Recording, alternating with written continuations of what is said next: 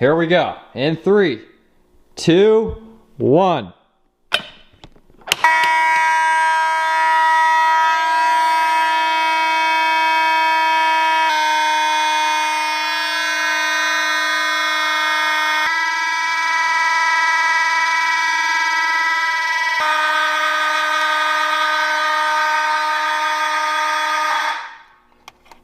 Shall we do a little bit of coding?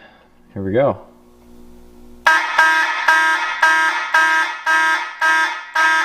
So these alarms are a little bit older and they are vibratones, and they do not like full wave rectified power, which is an unfiltered DC power that this panel outputs.